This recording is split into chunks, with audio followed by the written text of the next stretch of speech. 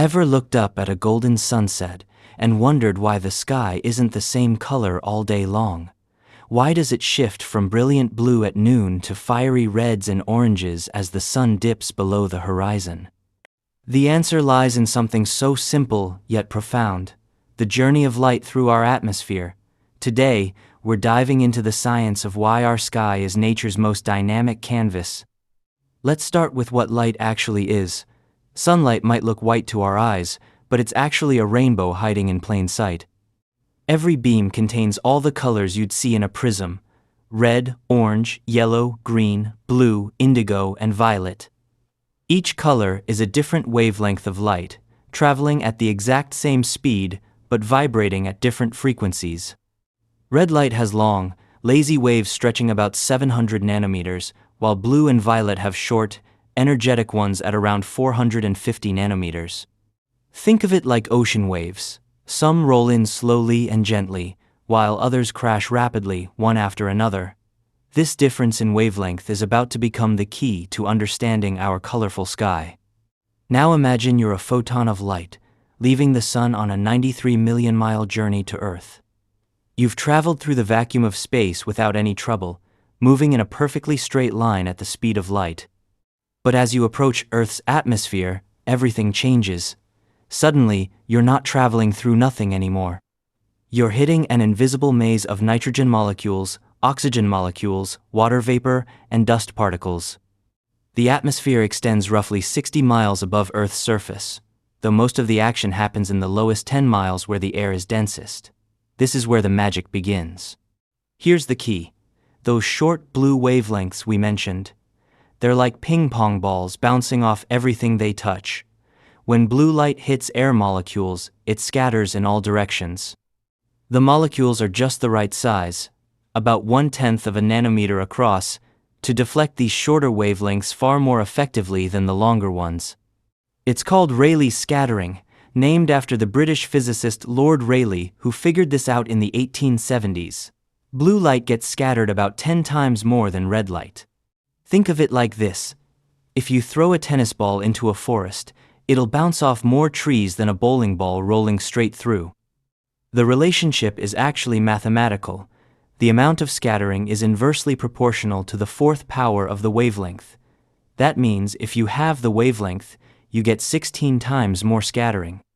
So when the sun is high in the sky at midday, its light takes the shortest path through the atmosphere to reach your eyes. Most of the blue light gets scattered away from the direct beam, bouncing around the sky in every direction.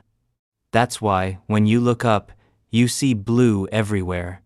You're seeing all that scattered blue light coming at you from all angles.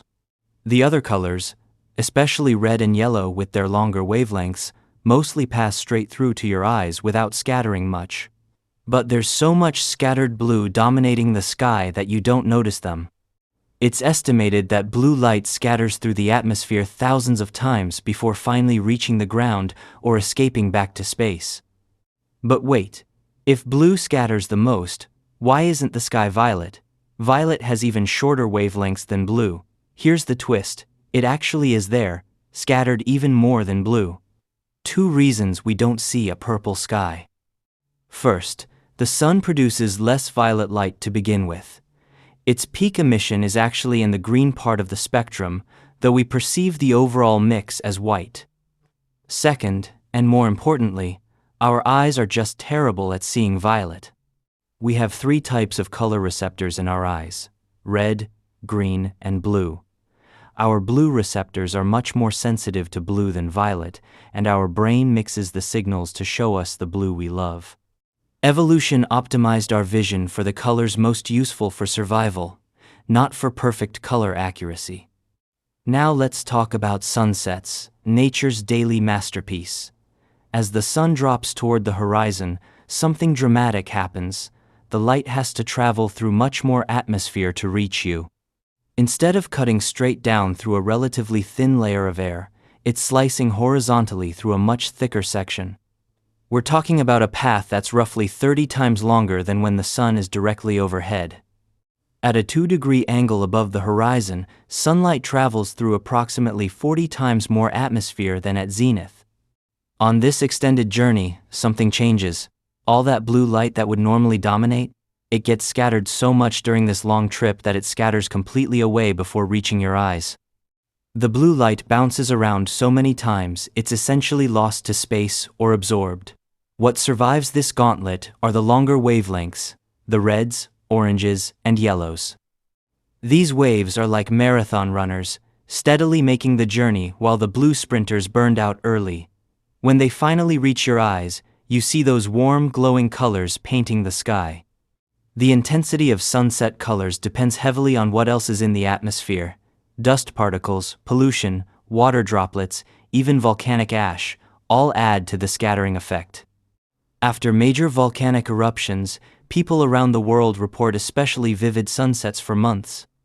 The 1991 eruption of Mount Pinatubo in the Philippines created spectacular sunsets globally for nearly 3 years. Those tiny ash particles suspended in the upper atmosphere scattered light in ways that intensified the reds and oranges dramatically.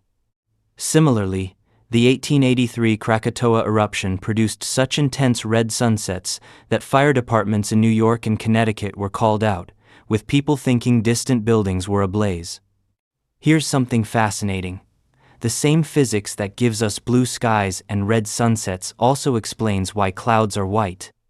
Cloud droplets are much larger than air molecules, typically 10 to 20 micrometers in diameter, big enough to scatter all wavelengths of light equally. Red, blue, green, everything bounces off them the same way through a process called scattering. Mix all colors together and you get white. That's why clouds appear white during the day. At sunset, though, they can turn pink or orange because they're reflecting that already reddish light coming from the sun's position near the horizon.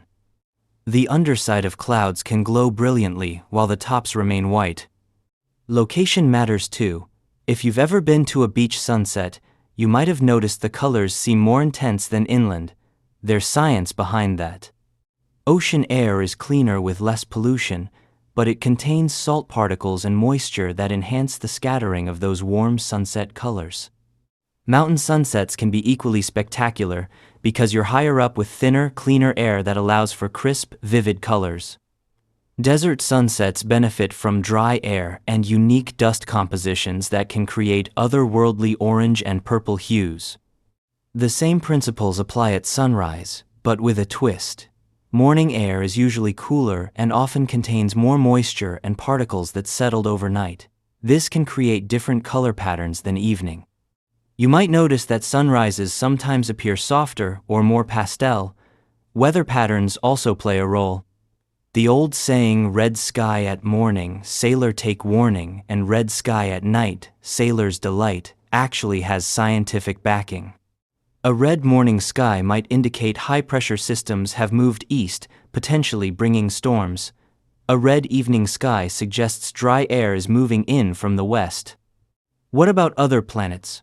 Mars, for instance, has the opposite situation. Its sky appears reddish during the day and blue at sunset. Why?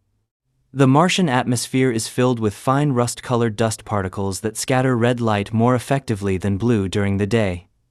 But at sunset, the blue light that normally gets absorbed actually makes it through, creating an eerie blue glow around the sun. On Venus, the thick atmosphere would make the sky appear orange. On Titan, Saturn's largest moon, the sky would look orange due to organic haze particles. Here's the beautiful thing about all this. Every single sunset and sunrise is unique. The exact mixture of molecules, particles, moisture, and atmospheric conditions is never identical. Temperature gradients, jet streams carrying particles from distant places, seasonal variations in air composition, all contribute to an ever-changing palette. You're witnessing physics and chemistry creating art in real time, a show that's been running for billions of years. The next time you watch the sky change colors, remember you're seeing light's incredible journey.